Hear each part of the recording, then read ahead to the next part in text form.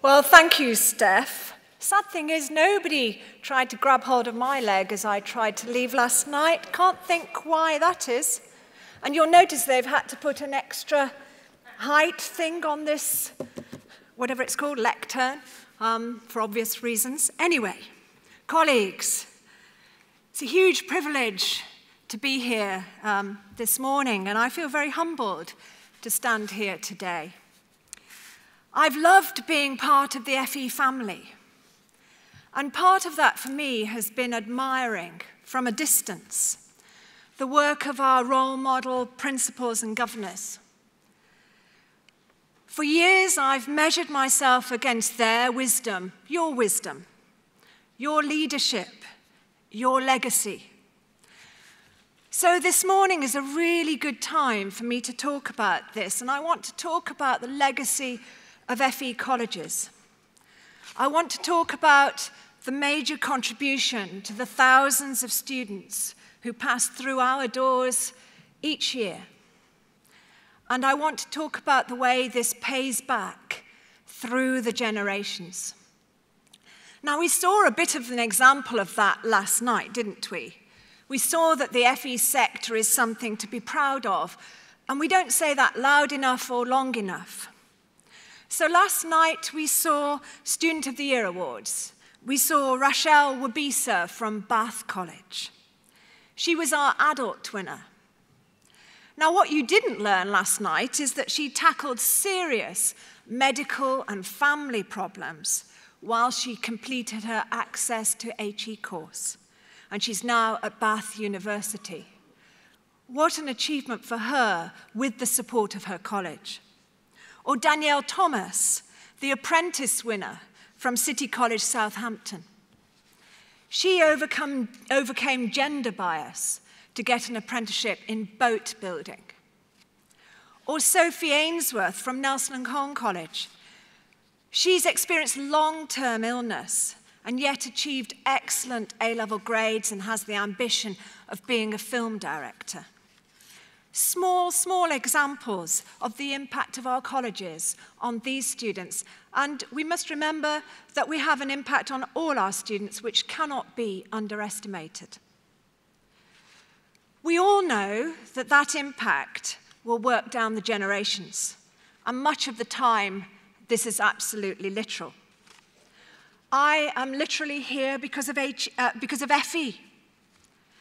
My parents met at Chesterfield College in the 1950s. Here they are, here am I in the middle, aren't I lovely? My dad said he wished I remained that age and was so sweet then. Maybe not so now. Anyway, I was the result. Now, Chesterfield College was where a teacher worked with my dad at the back of a class for nurses, which he enjoyed, the nurses, a bit. And that the teacher helped him by teaching him A-level biology so that he could achieve the entry requirements for his pharmacy degree. But more than that, a chemistry teacher arrived at my dad's house to pick him up in his pajamas and take him on the back of his motorbike for his exam when he'd overslept. So for me, I want to say a personal thank you to that teacher who literally went the extra mile, and to Chesterfield College for making all the difference to the future of my family down the generations. Now, that's not the exception. We know that that happens every single day in our colleges. Jeanette Winterson, in Oranges Are Not the Only Fruit, tells of the teacher from Accrington and Rossendale College, who she says had some care for what was happening to her. And this teacher offered her a place to stay when she was homeless. And you will know that every year, many students are offered a spiritual, physical, and emotional family, as well as a technical, professional, and academic place to stay in our colleges. So this is what colleges and staff have been doing for years and years, and they'll keep doing it. despite the funding cuts, despite the staffing difficulties, despite the massive increase in support our students need, there is not a governor, nor a principal, nor a member of staff who doesn't do everything they can for our students, generation after generation. So I want to pay my own small tribute to the legacy of principals. We all have our own heroes, and there are many principals, governors, and other people who I could mention. But forgive me for talking about a small number whose legacy, for me personally, has resonance across the sector. Now, I first started working in the FE sector in 1984 with a principal called David Moore at Nelson & Colne College. Many of you are much younger than that, so you may not be aware that David Moore's legacy has benefited thousands and thousands of adult students. Jeremy Corbyn mentioned the Open University yesterday. Well, David Moore looked at the Open University and he thought, we can do that. So he initiated the Open College movement. That morphed into our adult access courses today. And those courses are life-changing for so many people. The Open College of the Northwest, born in the 1970s, grew into the network today, which leads to university degrees, lifelong careers for thousands of students. It was the brainchild of one principal, taken forward by so many more. Now, remaining in Lancashire, who can forget the ex-principal of Burnley College? John Smith, he may even be here today. His question to every education minister at every AOC conference: when are you going to equalise funding for sixth form students in schools and sixth form students in colleges? Eventually, John Smith's persistence paid off. The then government equalised down, but not up, but it was a start. Now, Ruth Silver brought an intellectual rigour to the concept of leadership in FE. I warmed to Ruth when she made comments about secretaries of state being like Peter Pan, but I won't talk about which Secretary of State. Now, it was Ruth's belief that it's the very nature of further education to change and continuously redefine and rethink itself. She said, we have not always been assertive enough and that it's time to change. Another London principal, Jenny Scribbens, who is sadly no longer with us, and she was ex-principal of South Thames College. She devoted her life to opening doors for adult students, promoting broader citizenship and survival skills in young people. An individual who changed the lives of so many through her inspirational leadership. And of course, I can't say this without mentioning Peter Roberts, who we remember with such fondness.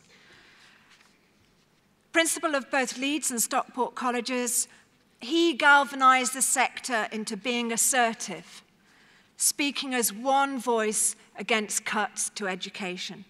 He died soon afterwards, as we know, but he left a sector with a little more financial security, and he left a sector that had experienced the impact that could be made if it spoke with one voice. Now, I know you'll be sitting here and thinking, well, she hasn't mentioned so-and-so, or she hasn't mentioned my personal hero. These are just small, tiny examples of what we all know.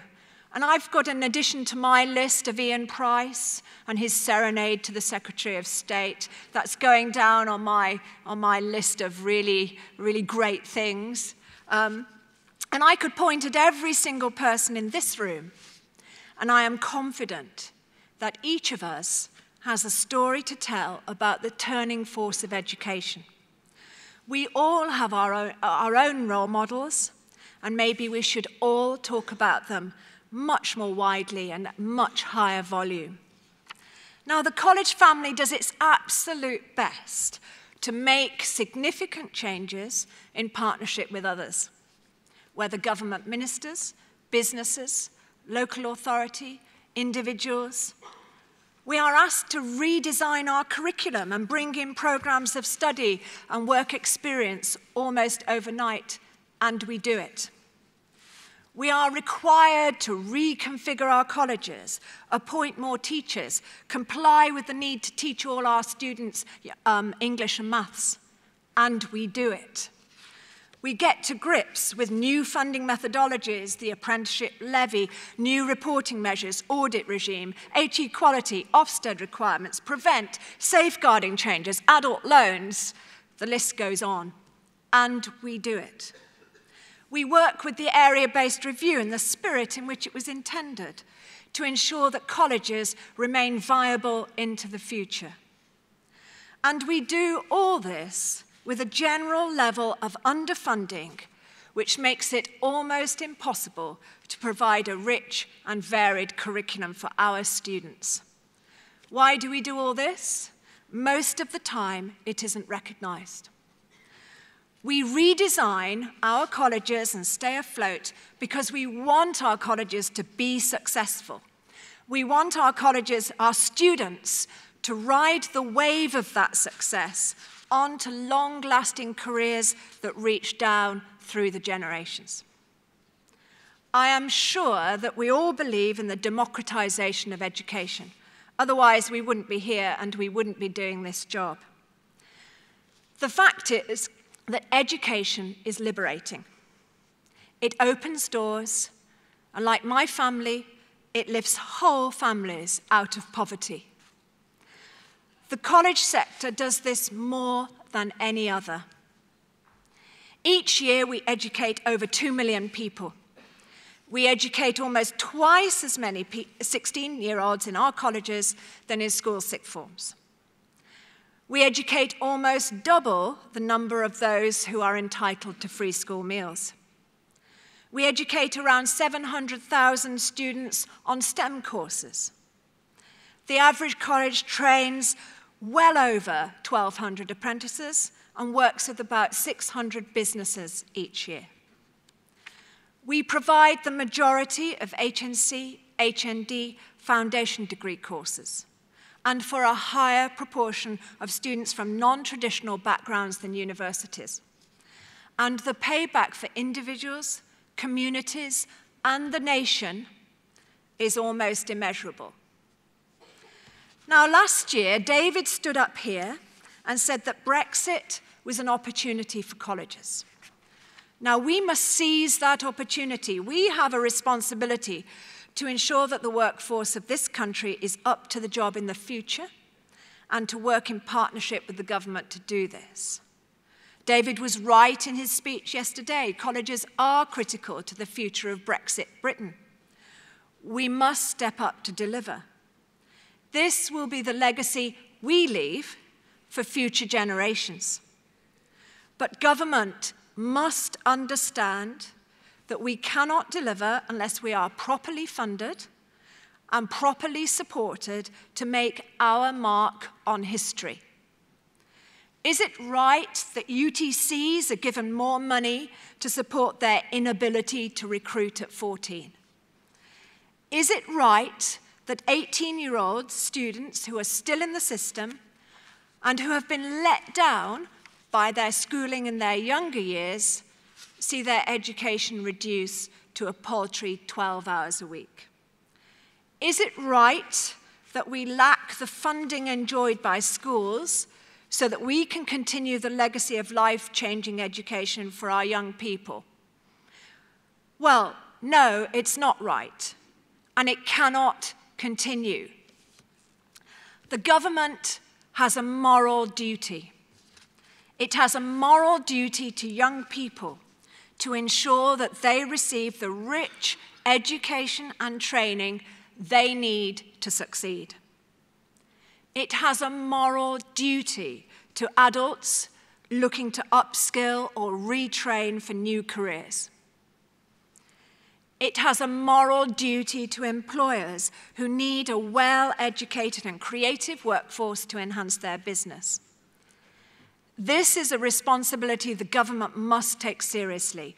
The upcoming budget, the industrial strategy, Brexit, these all give ministers an imperative to invest in the sector that will ensure the future of the UK. But colleges also have a responsibility. We need to work together to give the government confidence that we are up to the job. So this is a call to action. Now, I know our colleges are different. I know that at times we compete with one another, but we should work closely together and speak as one voice to do two things. We must trumpet loudly the fantastic work we do in the sector for all types of students. This includes the Oxbridge-destined A-level student. This includes the adult student returning to education. And it includes the wonderful students with learning difficulties who we saw perform last night. And we must work together to get the message across that this cannot continue unless we are funded at a fair rate for a job that no other organization does as well as us. So here's my message for anyone in a college and for anyone who supports our sector. When we are tempted to criticize another college or use negative marketing, we should stop and think about our family of colleges. And instead, we should talk about the positive impact we all make year on year. And this is what I'm going to do during my time as president. I promise to campaign actively about funding and the investment the sector desperately needs. I promise to do whatever I can to get some sense into the policy around English and maths. But most of all, I promise to talk about the change makers in the sector. At every opportunity, I will talk about the fact that colleges and the people working and studying in them make a difference. And I will do everything possible to make sure we work together and in partnership to continue the college legacy. It's not just about Ofsted outstanding. It's not just about keeping our budgets in the black. It's not just about the English and maths funding condition. It's more than that. It's about working together to make sure that the breeding ground for enlightened and creative thinking is still present in another 100 years. It's about ensuring individuals can be uplifted by the liberating force of education and take this influence down the generations. It's so that whole communities thrive and the nation benefits. As tolerant and inclusive communities, dedicated to the betterment of individuals through education, colleges represent a microcosm of what our society might aspire to. And we are all privileged to play a small part in the college legacy. Long may that continue. Thank you for listening.